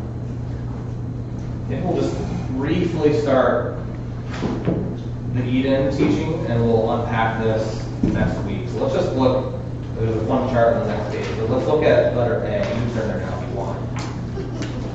What did you say? Love starts. I love charts. I do. All right. So the rest of this 5 and 6, this is, I guess, number 6, teaching 6, is about Eden. So we're going to talk all about Eden. And notice that we're not just saying Garden of Eden. There's more. There couldn't be a Garden of Eden if there wasn't something more than the Garden in Eden. So letter A there, in Genesis 2 and other places in Scripture, we learn that Eden was made up of at least 3 distinct but interrelated areas. The region of Eden, 2, the Garden of Eden, and 3, the Mountain of Eden. The garden is therefore not all of Eden, rather it is a distinct part of the larger region. So flip the page. Well, I already did it. look at that graph here. The letter B talks about how these relate. So in the tabernacle and temple, you had three main sections. You had the outer courts, you had the holy place, and the holy of holies, where God sat enthroned between the cherubim and the seraphim. In Eden, related to that, you have the broader region of Eden. So that area, if you look down, out, like kind of where the rivers are, the outside area. The Garden of Eden, so it's now getting closer. So that would be kind of like the holy place. And then the mountain of God would relate to like the holy of holies. That's where God lives. So both the temple and the garden had an eastward orientation in their designs, which is also really interesting. If you looked at prophecies of Jesus' return, you guys know that he comes in the eastern gate. Like the directions matter a lot. It's actually why, is it Islam that has like blocked the eastern gate? It's so crazy. So they don't believe in our Bible, but they're so scared of what it says that they actually try to like wall up the eastern gate to Jerusalem. They put a Like, cemetery. craziness. Or that maybe they're afraid we're going to try to make our book come true, but it's not. Like, Islam is almost like, not exactly, but there's some like level of being inverse to Christianity. Like their Messiah figure is our Antichrist, their Antichrist is our Messiah. So it's like really strange. But anyways, that's all to say that Eastern orientation matters a lot. And you see that the same in the garden, the same way that it was in the tabernacle. So we believe that Eden was like the first tabernacle. It was a sanctuary. It was a temple. It wasn't just a place that we often view Adam and Eve. They're just like, you know, they got their garden tools and they're making a few rows and planting some pumpkins and some corn. And then the first gardeners, like it's so much bigger and greater than that. Are they taking care of the earth? Yes, but they're worshiping God and fellowshipping with Him, different things like that. So I want to give us like a bigger picture of what Eden is, and that the garden is only a part of it. Interesting, I don't know if I get this later in the notes, that even when they are, I'll get to you in 1 second. When they're kicked out of the garden, like the cherubim are actually only guarding like the garden in. Like they could have still been in the region of Eden. Like there's a crazy story of, do you know where Cain and Abel like go to present their sacrifices to God? Like, it doesn't explain it, but like, it seems like they're just walking up to God still, like, here's my sacrifice. Like, that could have been like at the gate to the Garden of Eden. Like, they still could have been hanging out, like, right outside of Eden, which would make sense. If you just got banished from this super amazing place, I wouldn't go very far, especially if there was just a prophecy saying that we're going to get back in someday. And then over time, they got further and further away from it. What was your question, Gabriel? So the Garden of Eden was kind of located on a mountain, so this way, like a high place. I don't think the garden was on the mountain, so I think, so picture a really large amount of space, first of all. There's a huge mountain. So remember, we believe heaven and earth they're still connected in some ways now. There's obviously a different, but like that the mountain actually went up to where God lives. So, like you could go down the mountain, and on the bottom of the mountain, around the base of the mountain and further out, would have been where the garden is.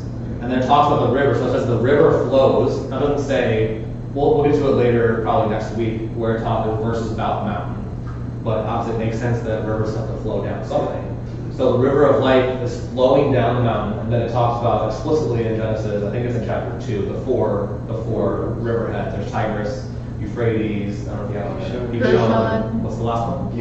Gihon. So like, and that flow from the river of life, it forks out from there. So I don't think the garden, I mean, there could have been some, what's it called? Might not have been perfectly flat, but it's separate from the mountain. I believe it was more probably flatter. But from that place, like some people, I've heard people teach like Adam and Eve could have gone up the mountain to like visit God's throne room. God walks down the mountain to walk in the cool of the day with them. Like there wasn't this separation. How that works exactly, like it's not like that's God's house, that's man's house, but they can visit each other. Whereas now it's obviously not exactly like that, but that's the idea as when New Jerusalem comes down, that it will be like that again. And we believe that Jerusalem will still probably have a mountain, and that's where the throne of God will be, on top of that mountain. So I might be ahead of myself, but we believe that the New Jerusalem is Eden Jerusalem. Like, we think it's the actual same city. Maybe he's doing renovations, you know, the verse where it talks about, I'm going to prepare a place for you. Like, maybe he's adding on some rooms, adding on some new sections, I don't know. But we believe, because it talks about the same river, the same tree of life, all these same things in the New Jerusalem that were in Egypt. So that's just a little teaser, and we're going to go through all those different pieces of Eden next week. Any other thoughts or questions on that before we break? Sarah? One, let's see, I was looking at Isaiah 65:17 through 19, it says, "For behold, I created new heavens and new earth, and the former shall not be remembered, nor come to nothing." So they're talking about the New Jerusalem and creation and stuff. And it says, "Be glad and rejoice forevermore in what I create. For behold, I create Jerusalem as they rejoice in her people, they joy. I will rejoice in Jerusalem and joy in my people. The voice of weeping shall be no longer heard in her, nor the voice of crying." So, I mean, there's a whole chapter about basically just like the restoration of creation there, Jerusalem, and then probably Eden. So they're separate places, technically. Or they're all well, It gets, so some of that, a lot of that could be talking about, and obviously it goes hand in hand, but there is, we're not gonna, I don't know if anyone wants to get into this in another class, get into the whole idea of the millennial age. So the day of the Lord doesn't necessarily happen in a snap. There is, which say again? We're not really getting that in another class. It's just, well, maybe like a whole separate like eschatology, like not in Virginia. But there is, like the Bible's about after the tribulation, there is a 1,000-year period where Jesus is on the earth, but the earth is essentially becoming, like it's like the restoration process actually takes the 1,000 years. Talks about people start living longer again.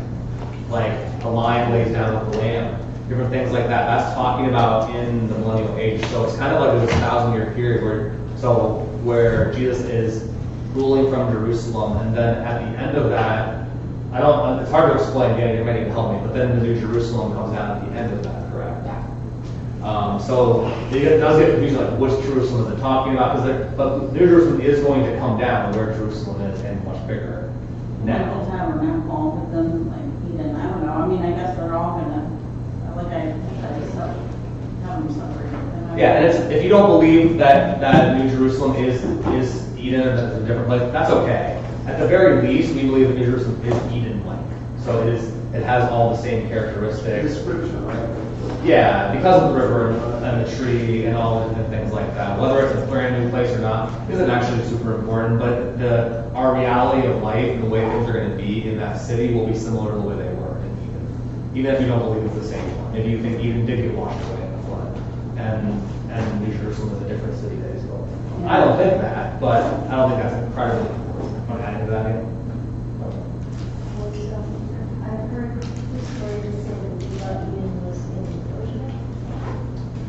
Yes, I mean, it's definitely in the Middle East. Yeah, because of like the Fertile Crescent and things like that. I mean, because Eden was bigger than we think. I mean, it's somewhere from where Israel is now over to possibly as far as like Iraq and that general area.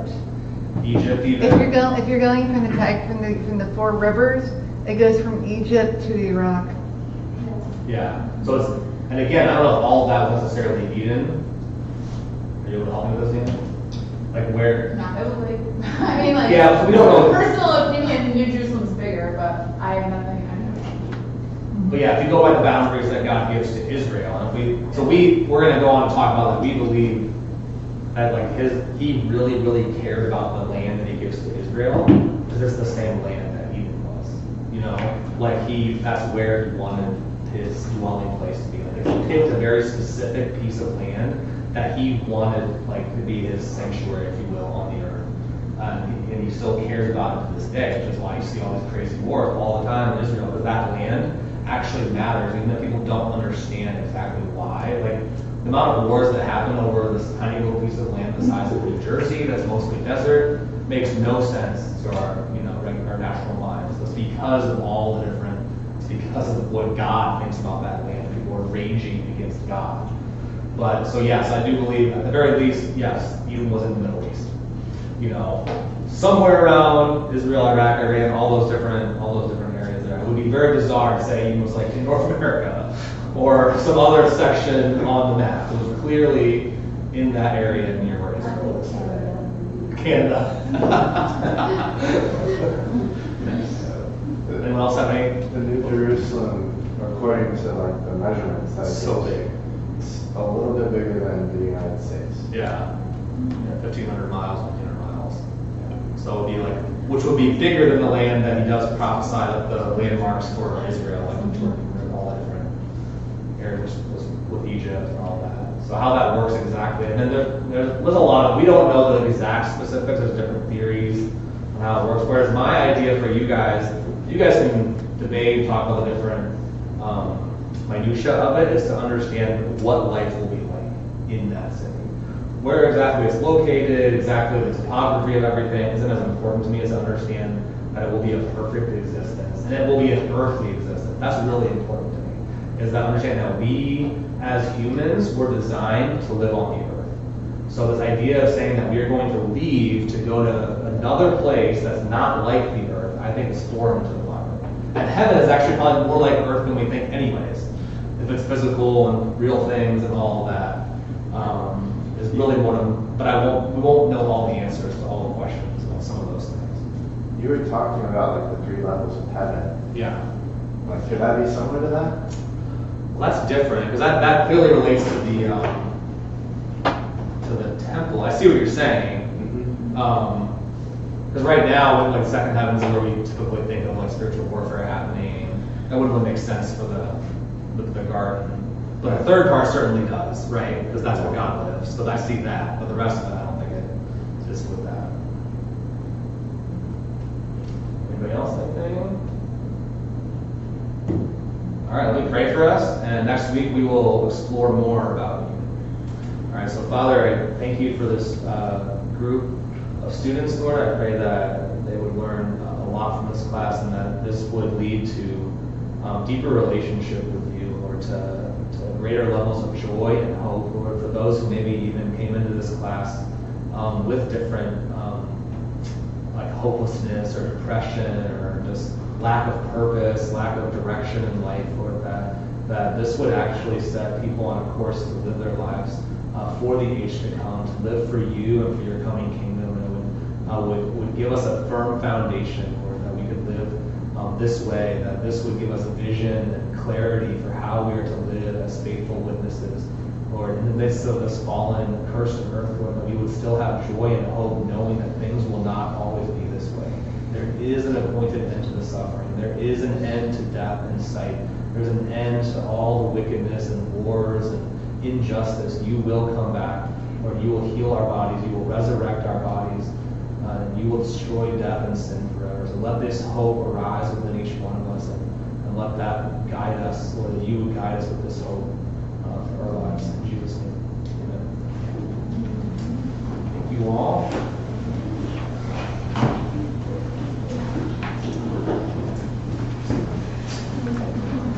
Carolyn sent me the evolution song. Just a lot of blue. Yes, be blessed.